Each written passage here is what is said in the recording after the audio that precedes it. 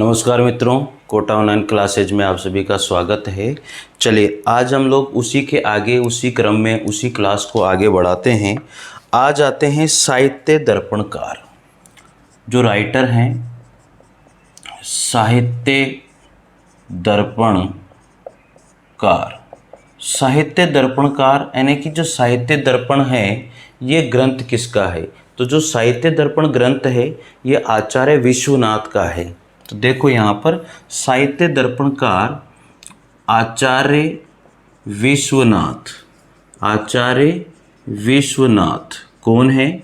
साहित्य दर्पणकार आचार्य विश्वनाथ के शब्दों में, आचार्य विश्वनाथ के शब्दों में।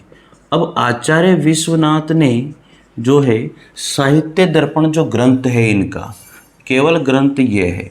अगर साहित्य दर्पण में आचार्य विश्वनाथ ने क्या परिभाषा दी है काव्य की या क्या लक्षण बताया है काव्य का। थोड़ी सी जुकाम हो रही है यार, थोड़ा सा ये ध्यान रखना। अब इनके द्वारा बताया गया है कि वाक्यम रसात्मक काव्यम। क्या बोला इन्होंने? वाक्यम रसात्मक काव्यम। इन्होंने बोला है कि वाक्य रसात्मक काव्यम। तो इनकी डेफिनेशन 3 शब्दों की डेफिनेशन है। साहित्य दर्पण जो ग्रंथ है उसको लिखने वाले कौन है? आचार्य विश्वनाथ हैं। और उन्होंने जो परिभाषा दी है वाक्य रसात्मक काव्य। और ये बहुत बार पूछी गई है। और कैसे पूछी जाती है? बहुत सिंपल तरीके से पूछी जाती है। बस ऐसे पूछी जाती है, वाक्यम रसात्मक काव्यम किसकी परिभाषा है या ये वाक्य की परिभाषा किसने दी है, बस यही पूछा जाता है। तो आचार्य विश्वनाथ। या फिर ये पूछा जाता है साहित्य दर्पण ग्रंथ किसका है, तो वो है आचार्य विश्वनाथ। देखो सबसे मेन बात होती है ये पता होना चाहिए पूछा क्या जाएगा। अरे पढ़ाने वाले तो हजारों मिल जाएंगे आपको, लेकिन मेन तो यही है ना, पूछा क्या जाएगा। साथियों मैं आपको विश्वास दिलाता हूँ कि जो नोट्स में लिखवा रहा हूँ ना, एक एक चीज़ लिख लीजिएगा, क्योंकि मैं बहुत सटीक नोट्स लिखवा रहा हूँ। आलतू फालतू चीज़ें इनमें बिल्कुल भी नहीं करवा रहा हूँ मैं। इस चीज़ का बिल्कुल ध्यान दीजिएगा आप लोग, ठीक है। दूसरी बात, कोटा ऑनलाइन क्लासेस ऐप को डाउनलोड कर लीजिए। जो पढ़ा रहा हूँ इसकी PDF आपको free Kota online classes app के ऊपर ही मिलेगी। इस बात का ध्यान जरूर लिखिए, ठीक है। चलिए आगे बढ़ते हैं। तो इसका मतलब होता है रस युक्त वाक्य ही क्या है? काव्य है। रस युक्त वाक्य ही काव्य हैं। रस युक्त वाक्य ही क्या है? काव्य हैं। ये चीज़ आपको पता होनी चाहिए। आगे बात करते हैं अब संस्कृत के अंतिम प्रतिष्ठित आचार्य। संस्कृत के अंतिम प्रतिष्ठित आचार्य क्या नाम है उनका? उनका नाम है पंडित राज जगन्नाथ। आचार्य पंडित राज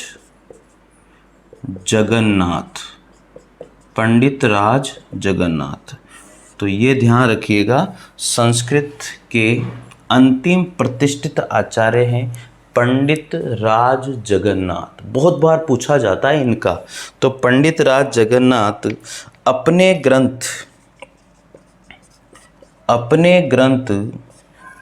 ग्रंथ रस गंगाधर, क्या ग्रंथ था इनका? रस गंगाधर में लिखते हैं।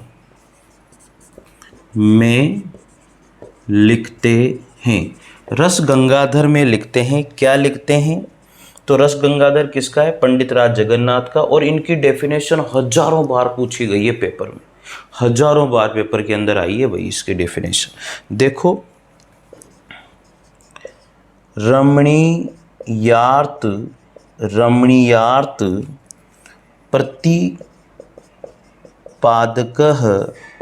प्रतिपादकः शब्दः काव्यम। बहुत बार पूछी गई है और मैंने इसको याद रखने की एक ही ट्रिक देखिए, राज जगन्नाथ नाम है तो रा और र, तो इसमें ध्यान रख दीजिएगा, रमणीयार्थ प्रतिपादकः शब्द काव्यम, यानी कि र से स्टार्ट हो रहा है ना, तो यहाँ पर ज से स्टार्ट हो रहा है जगन्नाथ। तो इसकी डेफिनेशन को याद रखने का मैंने एक ही तरीका ट्रिक लगाई है, रज, र से रमणीयार्थ, र से शुरू हो गया, ज से जगन्नाथ, बस ऐसे ट्रिक लगा के याद रख लो इसको, ठीक है। तो रमणीयार्थ प्रतिपादकः शब्द काव्यम, तो काव्य की परिभाषा पंडित राज जगन्नाथ के द्वारा दी गई है, जो रस गंगाधर इनका ग्रंथ है उसके अंतर्गत। तो दो बातें याद रखनी है, एक तो डेफिनेशन रमणीयार्थ प्रतिपादकः शब्द काव्यम, तो ये परिभाषा किसकी है, पंडित राज जगन्नाथ की परिभाषा है, और इनका जो ग्रंथ है वो है रस गंगाधर, ठीक है। तो ये याद आपको रखना है। तो ये क्या कहते हैं, इसी में लिख लेते हैं यहाँ पर,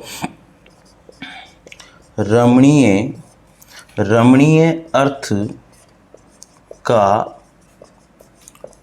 प्रतिपादन, रमणीय अर्थ का प्रतिपादन करने वाले शब्द ही काव्य हैं। रमणीय अर्थ का प्रतिपादन करने वाले शब्द ही क्या हैं, काव्य हैं। तो लिख लीजिए आप, ठीक है मित्रों। देखो सिंपल सी बात है, मैं कोई यहाँ पर आपका टाइम ख़राब नहीं करूँगा, लापाझापी मुझे करनी नहीं है, मुझे नोट्स लिखवाने हैं और आप लोगों को लिखने हैं। और प्लीज़ पढ़िए, दिल से जुड़िए, मैं मन से बता रहा हूँ आपको।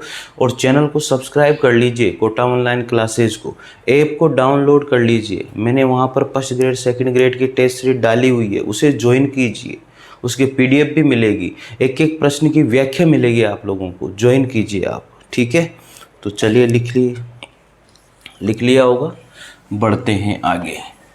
तो इसी क्रम में मतलब जितना मैं लिखा रहा हूँ ना, बस ये सटीक लिखा रहा हूँ आप लोगों को, न ज़्यादा है न कम है, मतलब बढ़िया तरीके से लिखा रहा हूँ, ताकि आप लोग इसे तो याद कर ही लीजिए भाई मित्रों, क्योंकि याद करना तो अब आपको ही पड़ेगा यार, ध्यान रखना तो आपको ही पड़ेगा। जहाँ ट्रिक की बात आती है मैं बता देता हूँ भाई इसको कैसे याद रखना है, तो वैसे याद रख लीजिए। बढ़े आगे, अब देखो शब्द जो है पंडित राज जगन्नाथ, यहाँ पर जो शब्द है वो है पंडित राज जगन्नाथ, पंडित राज जगन्नाथ। ध्वनि या अर्थ, यानी कि जो शब्द की बात करी किसने करी है, पंडित राज जगन्नाथ ने बात करी है। या फिर ध्वनि या अर्थ की बात किसने करी है, ध्वनि या अर्थ की बात आचार्य आनंदवर्धन ने करी है, आचार्य आनंदवर्धन के द्वारा करी गई है, करी है ना। इसके बाद में आपने देखा होगा शब्दार्थ की बात, जो शब्दार्थ की बात करी है वो भामा मम्मट किसने करी है, भामह, मम्मट, क्षेमेंद्र, वामन और दंडी ने करी है, याद रखना भाई ये। और जो वाक्य की बात करी है वो किसने करी है, आचार्य विश्वनाथ। तो इसको याद कैसे रखेंगे, शब्द की बात करने वाले तो केवल एक ही हैं, पंडित राज जगन्नाथ। ध्वनि या अर्थ की बात करने वाले एक ही, आचार्य आनंदवर्धन। लेकिन शब्दार्थ की बात करने वाले भामा, मम्मट, क्षेमेंद्र, वामन और दंडी हैं, ठीक है। और वाक्य की बात करने वाले कौन हैं, आचार्य विश्वनाथ हैं। तो वाक्य से व से विश्वनाथ हो गया, व से विश्वनाथ। शब्दार्थ में भामा मम्मट, देखो ध्वनि में आनंदवर्धन याद हो जाएगा, ध्वनि में ध आ रहा है, आनंदवर्धन में ध आ रहा है, तो ये याद हो जाएगा। ध्वनि अर्थ में आनंदवर्धन हो जाएगा, शब्द की बात करने वाले जगन्नाथ हो जाएंगे, वाक्य की बात करने वाले विश्वनाथ हो जाएंगे, बाकी सब किस में आ जाएंगे, शब्दार्थ में आ जाएंगे। तो इस तरह से आप इनको याद रख लीजिए। तो ये भी आपको बहुत इंपॉर्टेंट है याद रखना, क्योंकि शब्दार्थ की बात करने वाले, वाक्य के लिए शब्दार्थ की बात करने वाले कौन कौन हैं, तो वाक्य के लिए शब्दार्थ की बात करने वाले भामा, मम्मट, क्षेमेंद्र, वामन और दंडी है। वाक्य के लिए वाक्य की ही बात करने वाले विश्वनाथ है। वाक्य के लिए शब्द की बात करने वाले पंडित राज जगन्नाथ है। ध्वनि और अर्थ की बात करने वाले आचार्य आनंदवर्धन है। इस तरह से आप लोगों को ध्यान रखना है। आगे बात करते हैं अब हिंदी हिंदी के हिंदी के विद्वानों ने भी काव्य के स्वरूप पर विचार किया है। हिंदी के विद्वानों ने भी, अभी तक तो हम लोगों ने संस्कृत के विद्वानों की बात करी है, अब हिंदी के विद्वानों ने भी काव्य स्वरूप पर बात करी है, जो आपको ध्यान रखनी है। लिखिए, आधुनिक हिंदी आलोचना के आधार पर आचार्य रामचंद्र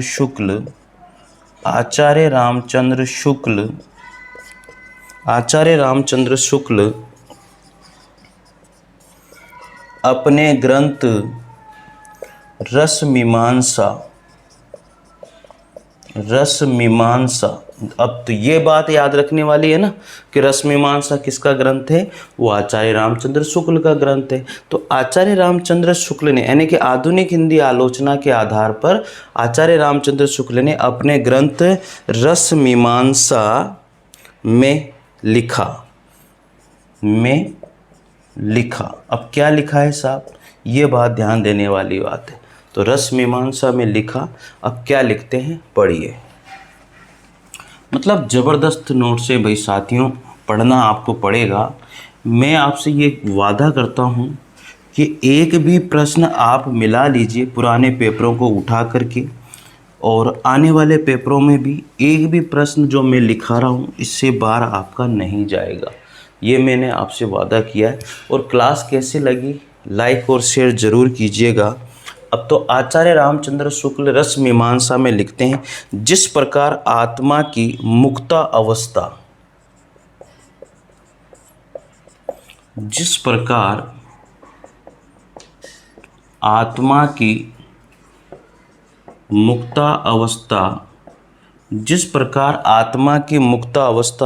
ज्ञान दशा कहलाती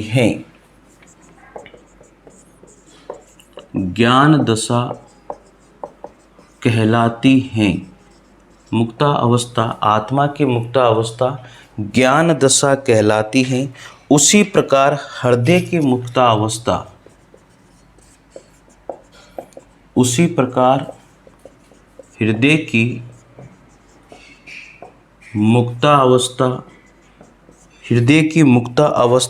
रस दशा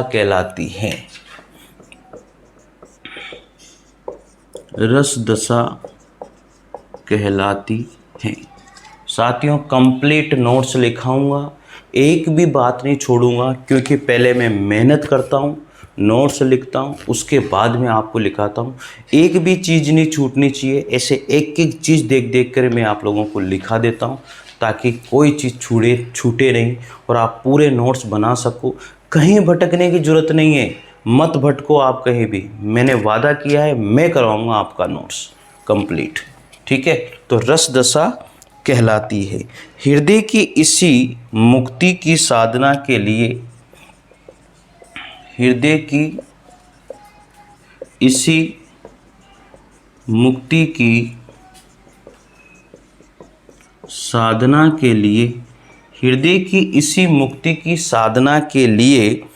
मनुष्य की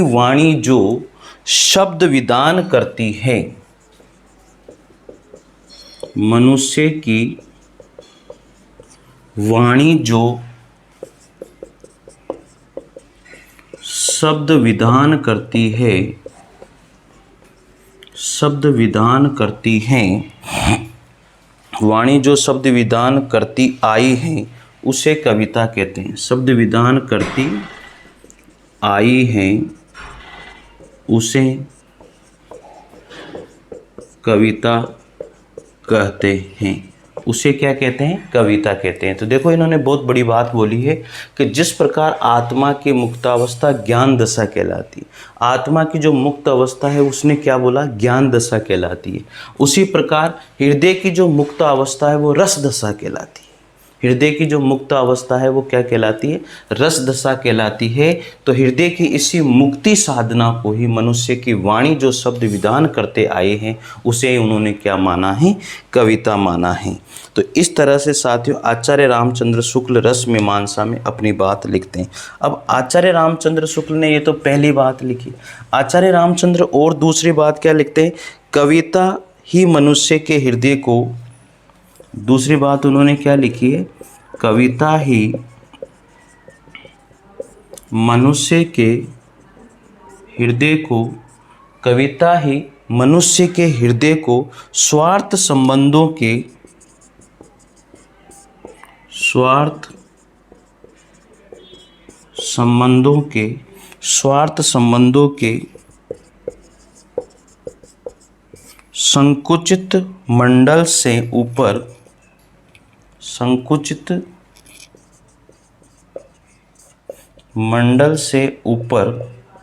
संकुचित मंडल से ऊपर उठाकर लोक सामान्य, ऊपर उठाकर लोक सामान्य भावभूमि पर ले जाती हैं, जहाँ जगत की नाना गतियों के मार्मिक स्वरूप का, नाना गतियों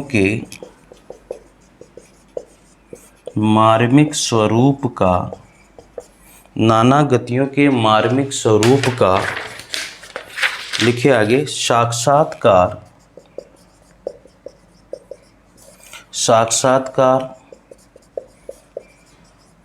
और शुद्ध अनुभूतियों का संचार होता है। तो आचार्य रामचंद्र शुक्ल ने अपने रस मीमांसा में दो बातें लिखी है कविता के लिए। तो दूसरी बात है, कविता ही मनुष्य के हृदय को स्वार्थ संबंधों से संकुचित मंडल से ऊपर उठाकर लोक सामान्य भाव भूमि पर ले जाती है। यानी कि कविता ही एक ऐसी है जो स्वार्थ से निकालकर मनुष्य को लोक सामान्य में ले जाती है। तो ऐसा इन्होंने कहा है और उसी से साक्षात्कार करवाती है, शुद्ध वाणी की बात करती है, शुद्ध अनुभूतियों का संचार करती है। ऐसी कविता के बारे में रस मीमांसा में आचार्य रामचंद्र शुक्ल के द्वारा कहा गया है। तो ये भी एक बहुत बड़ी बात है। तो आचार्य रामचंद्र शुक्ल ने ये बात कही है। अब आगे, क्योंकि हम लोग हिंदी के जो कवि हैं उनके अनुसार हम लोग ये सारी चीज़ें बता रहे हैं। तो हिंदी के जितने भी कवि हैं, पहले देखो हम लोगों ने पढ़ा है संस्कृत के कवियों के अनुसार, अब बात कर रहे हैं हम लोग यहाँ पर हिंदी के कवियों के अनुसार। तो इस तरह से सारी चीज़ें जो है ना एक सटीक तरीके से चल रही है। अब जो भी बातें मैं बता रहा हूँ आप लोगों को वो ध्यान रखनी है, आप लोगों को वो लिखनी है अपने नोट्स के अंतर्गत। ठीक है भाई, चलिए अब जयशंकर प्रसाद के शब्दों में बात करते हैं। जयशंकर प्रसाद क्या कहते हैं काव्य लक्षण में? नंबर 2 है जयशंकर प्रसाद। जयशंकर प्रसाद क्या कहते हैं? जयशंकर प्रसाद कहते हैं कि काव्य आत्मा की संकल्पनात्मक अनुभूति है। काव्य आत्मा की संकल्पनात्मक अनुभूति है। क्या बोला उन्होंने? काव्य आत्मा की संकल्पनात्मक अनुभूति है जिसका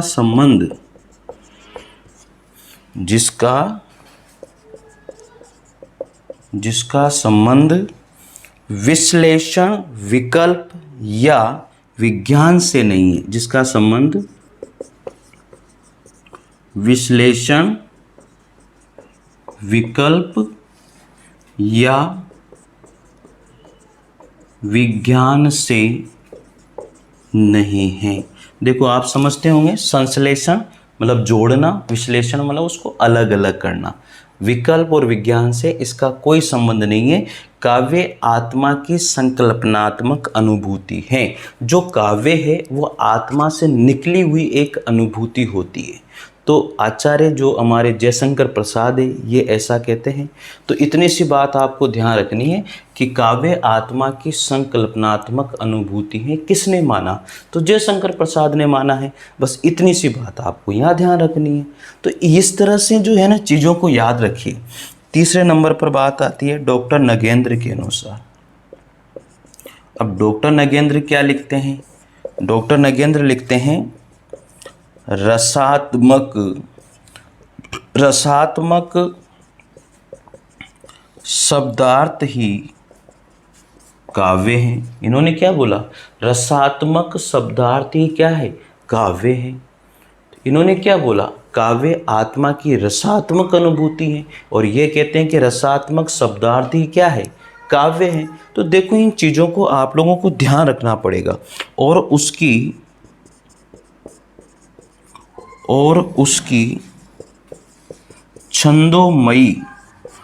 उसकी छंदोमयी विशिष्ट विधा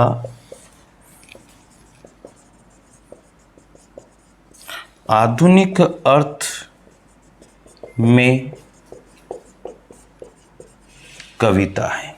तो ये डेफिनेशन ये डॉक्टर नगेंद्र ने लिखी है। रसात्मक शब्दार्थ ही क्या है? काव्य है। इतनी सी बात याद रख लीजिए। बाकी चीज़ों को याद रखने की जरूरत नहीं होती है, क्योंकि ऑटोमेटिक अगर वहाँ पर परिभाषा आती है कि ये किसकी है तो आपको बता देना है। ठीक है। अब आचार्य महावीर प्रसाद द्विवेदी जी के अनुसार लिखते हैं। देखो लिखना तो आपको पड़ेगा, नोट्स आपको बनाने पड़ेंगे, ध्यान भी आपको रखना पड़ेगा, पढ़ना भी आपको पड़ेगा। चौथे नंबर पर आचार्य महावीर प्रसाद द्विवेदी। आचार्य महावीर प्रसाद द्विवेदी क्या लिखते हैं? ये लिखते हैं कविता वह प्रभावशाली रचना है। क्या लिखा है इन्होंने? कविता वह प्रभावशाली रचना है जो पाठक या श्रोता के मन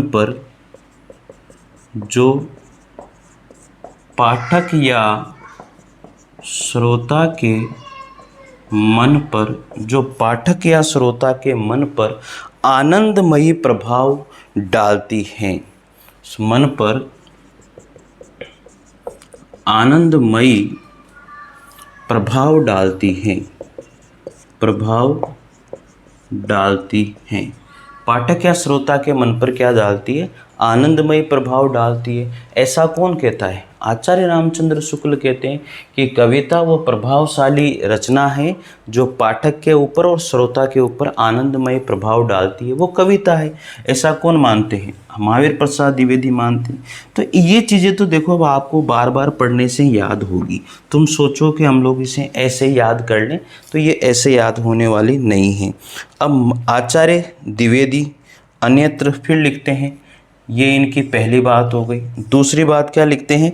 अंतःकरण की वृत्तियों के चित्त का नाम कविता है। क्या लिखा है इन्होंने? अंतःकरण की वृत्तियों के चित्त का नाम काव्य है, अर्थात कविता है। काव्य मतलब कविता है, बस ये ध्यान रखिए। ठीक है। अब महादेवी वर्मा क्या लिखती है भैया? 5वें नंबर पर महादेवी वर्मा ने क्या लिखा? कविता कवि विशेष की भावनाओं का चित्रण है। क्या लिखा है इन्होंने? कविता कवि विशेष की भावनाओं का चित्रण है। कविता क्या है? कवि विशेष की भावनाओं का चित्रण है। और वह चित्रण और वह चित्रण और वह और वह चित्रण इतना इतना ठीक है कि उससे वैसी ही भावनाएं हैं, उससे वैसी ही उससे वैसी ही भावनाएं किसी दूसरे के हृदय में आविर्भूत होती हैं। भावनाएं किसी दूसरे के हृदय में आविर्भूत होती हैं। कितने बढ़िया बात लिखी इन्होंने क्या कहा, कविता कवि विशेष की भावनाओं का चित्रण है। यानी कवि के मन में जो भाव उमड़ते हैं, कवि के मन में जो भाव पैदा होते हैं, उसी के आधार पे तो कवि कविता बनाता है। तो यही बात महादेवी वर्मा कहती है। क्या कहती है? कविता मतलब, मैंने आपको बता दिया, कविता मतलब काव्य की बात हम लोग यहाँ पर कर रहे हैं, इस बात का ध्यान रखना। तो कविता कवि विशेष की भावनाओं का क्या है? चित्रण है।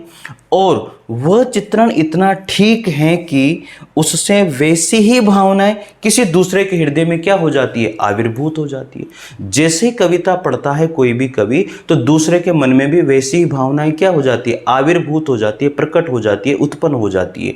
तो वही चीज कविता है। तो ये कहने वाले कौन है? महादेवी वर्मा है। तो लिखिए आप लोग, ठीक है। बहुत ज़बरदस्त बातें हैं साथियों। लिखना तो देखो आपको ही पड़ेगा, मैं तो इसमें और कुछ कह नहीं सकता। चलिए, लिख लिया होगा। तो ये हिंदी के जो आचार्य थे, 5 आचार्य, 5 प्रभावशाली कवि जिनके द्वारा भी परिभाषाएं दी गई काव्य की, ये मैंने लिखा दिए हैं। अभी और भी हैं, लिखिए आप। मतलब मैंने बोला है, देखो काव्य लक्षण में जो पूछेगा ना, वो जो मैंने पहले लिखवाई है, संस्कृत के जो रचनाकार है उनका कौन सा ग्रंथ है और उन्होंने क्या परिभाषा काव्य की दी है, वही पूछी जाती है। इनमें से आ जाए तो वो किस्मत वाली बात है, नहीं तो इनमें से नहीं आती है। फिर भी मैं लिखा रहा हूँ आप लोगों को। 6ठे नंबर पर लिखिए सुमित्रा नंदन पंत। सुमित्रा नंदन पंत। सुमित्रा नंदन पंत ने क्या कहा? कविता हमारे परिपूर्ण क्षणों की वाणी है। क्षणों की वाणी है। ये कहने वाले कौन है? सुमित्रा नंदन पंत हैं। तो कविता हमारे परिपूर्ण क्षणों की वाणी है। जो परिपूर्ण हो चुके हैं, जो समय परिपूर्ण हो चुका है, वही क्या है? एक वाणी के रूप में, कविता के रूप में प्रकट होता है। 7वें नंबर पर बात करेंगे। अब ये तो हो गए हमारे मुख्य हिंदी के आचार्य। अब पाश्चात्य विचारकों के अनुसार काव्य का लक्षण क्या है? लिख लीजिए। पाश्चात्य विचारकों के अनुसार काव्य लक्षण, देखो मैंने तीनों लिखवा दिए आपको। बताओ कहाँ से आएगा प्रश्न? संस्कृत के आचार्यों के द्वारा काव्य लक्षण बता दिया, हिंदी के आचार्यों के द्वारा काव्य लक्षण बता दिया, अब पाश्चात्य विद्वानों के अनुसार भी काव्य लक्षण बता देता हूँ। अब कहाँ से आएगा बताओ? तुम खुद सोचो, आएगा कि कहीं से? कहीं से भी नहीं आ सकता ना। अब तो यहाँ पर सबसे पहले आते हैं मैथ्यू आर्नल्ड। ये क्या कहते हैं? कविता जीवन की आलोचना है। इन्होंने क्या कहा? कविता जीवन की आलोचना है। तो ये कहने वाले कौन थे? मैथ्यू आर्नल्ड है। पाश्चात्य विद्वान है जिन्होंने कहा है कि कविता जीवन की आलोचना है। दूसरे नंबर पर आते हैं कालरिज। कौन है? कालरिज। कालरिज क्या कहते हैं? कविता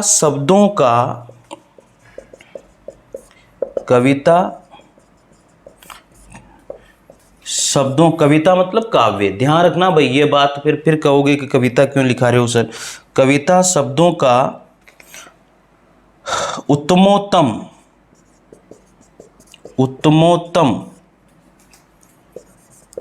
क्रम विधान है, क्रम विधान है, यानी कि उत्तम से भी उत्तम, गुण संधि का प्रयोग हो रहा है ना, उत्तम प्लस उत्तम, उत्तमोत्तम क्रम विधान है, तो क्रम से लिखी गई है।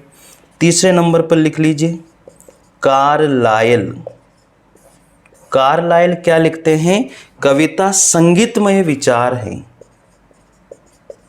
कविता संगीतमय विचार है। इन्होंने क्या कहा? कविता क्या है? एक संगीतमय विचार है। लिख लिया होगा भैया आपने। चलिए लिख लिया क्या ये? आगे बात करते हैं। अब तीन पाश्चात्य विद्वानों में तीन राइटर हो चुके हैं। चौथा राइटर लिखे पाश्चात्य विद्वानों में ड्राइडन। क्या नाम है? ड्राइडन। तो ड्राइडन क्या लिखते हैं? कविता सुस्पष्ट संगीत है। क्या बोला इन्होंने? कविता सुस्पष्ट संगीत है, कविता सुस्पष्ट संगीत है, ये इन्होंने कहा है। देखो साथियों, मैं केवल पढ़ाने पे विश्वास करता हूँ, लिखवाने पे विश्वास करता हूँ। मतलब मैं आप लोगों से आलतू फालतू बातें करूँ, आपका टाइम खराब करूँ, इससे क्या मिल जाएगा मुझे बताओ? कुछ नहीं मिलने वाला ना। साथियों, मैं एक बात ज़रूर कहूँगा कि कोटा ऑनलाइन क्लासेस ऐप को डाउनलोड कर लीजिए, डिस्क्रिप्शन में लिंक दिया हुआ है। चैनल को सब्सक्राइब कर लीजिए, टेलीग्राम चैनल से जुड़ जाइए, और इसकी जो पढ़ा रहा हूँ इसकी जो PDF है आपको कोटा ऑनलाइन क्लासेस ऐप के ऊपर फ्री मटेरियल वाले ऑप्शन में मिल जाएगी। तो आप लोग और टेस्ट सीरीज ज्वाइन कीजिए ऐप के ऊपर। फर्स्ट ग्रेड सेकंड ग्रेड के बहुत तगड़ी टेस्ट सीरीज है, आपको सक्सेस नहीं मिल जाए मेरी गारंटी, आप जुड़ के देखें मेरे से, ठीक है। तो ये है ड्राइडन, कहते हैं कविता सुस्पष्ट संगीत है। और पांचवें नंबर पर बात करेंगे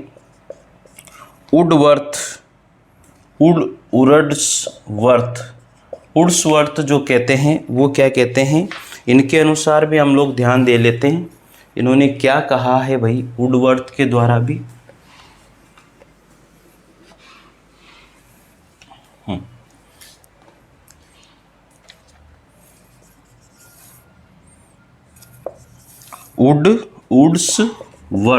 वुड्सवर्थ ये कहते हैं कविता प्रबल मनोवेगों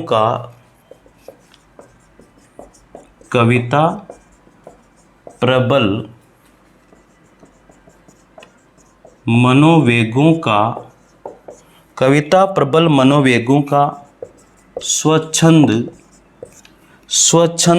प्रवाह है।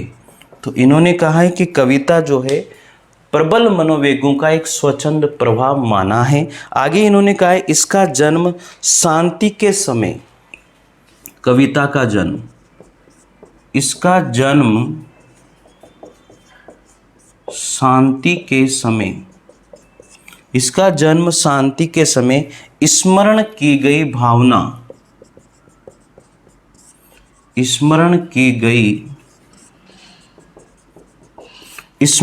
गई भावना से होता है। तो ये कहा है वुड्सवर्थ के द्वारा। तो साथियों, मैंने आप लोगों को ये पूरा का पूरा जो काव्य लक्षण का जो टॉपिक है ये मैंने आपको कंप्लीट करवा दिया है। तो इसमें मेरे हिसाब से अब कोई भी बात आपकी छूटने वाली नहीं है और छूटी भी नहीं है, ठीक है। तो आप लोग जो है कंप्लीट नोट्स बनाइए और लिखिए। सब कुछ मैंने आपको लिखवा दिया। तो हम लोगों ने क्या क्या पढ़ लिया? काव्य हेतु, काव्य प्रयोजन, काव्य लक्षण, तीनों टॉपिक अपने हो चुके। पुराने पेपर मिला लीजिए, यहाँ से कोई भी क्वेश्चन ऐसा नहीं है जो बाहर गया हो और न जाएगा। साथियों, मैं उतना ही पढ़ाता हूँ जो पूछा जाता है। आलतू फालतू पढ़ाने से क्या ही मतलब है बताओ आप लोग? कोई मतलब नहीं है ना, कॉपियाँ भरवाने से। तो ये अपना जो टॉपिक है काव्य लक्षण का आज पूरा होता है। मित्रों, मैं आपसे यही कहूँगा कि आप ज़रूर चैनल से जुड़िए। आपको मैं इस बोर्ड पर वो लिखवा के जाऊँगा तो आपको कहीं भटकने की ज़रूरत नहीं पड़ेगी। विश्वास से पढ़िए। जो नोट्स मैंने पढ़े हैं उन्हीं नोट्स से मैं आप लोगों को लिखा रहा हूँ, क्योंकि मैं कभी भी ये नहीं कहता कि मैं बिना देखे लिखा दूंगा, लिखवा देता हूँ। कोई मतलब नहीं है बिना देखे लिखवाने से। वो कोई महान नहीं है। ये मैं आपको बता देता हूँ, बहुत सारी चीज़ें छूट जाएगी, फिर क्या करोगे आप लोग। तो ये चीज़ नहीं होनी चाहिए। ठीक है साथियों, तो कोटा ऑनलाइन क्लासेज ऐप को ज्वाइन कीजिए, लिंक डिस्क्रिप्शन में है, वहाँ से आप ज्वाइन कर सकते हो। तो मित्रों, बहुत बढ़िया नोट्स है, और आप लोग टेस्ट सीरीज भी ज्वाइन कीजिए। अगर किसी स्टूडेंट को नोट्स मंगवाने हैं तो भी आप मेरे से संपर्क कर सकते हो। डिस्क्रिप्शन में मोबाइल नंबर दिए हुए हैं, उन पे आप कांटेक्ट कर सकते हो। हिंदी साहित्य फर्स्ट ग्रेड के नोट्स, काव्य शास्त्र के नोट्स, 8000 प्रश्नों जो आपको मंगवाने हैं, 8000 प्रश्नों की श्रृंखला जो नोट्स है वो आप मंगवा सकते हो। वन लाइनर नोट्स है हिंदी साहित्य के, इतिहास, काव्य शास्त्र के, वो आप मंगवा सकते हो साथियों। और हिंदी साहित्य के नोट्स हैं, साइकोलॉजी के नोट्स हैं फर्स्ट ग्रेड के लिए, स्कूल प्रबंधक के नोट्स हैं, आपको जो चाहे वो मंगवा सकते हो साथियों। तो ठीक है, कांटेक्ट कीजिए और मस्ती के साथ आप लोग पढ़िए। तो लिखिए आप लोग।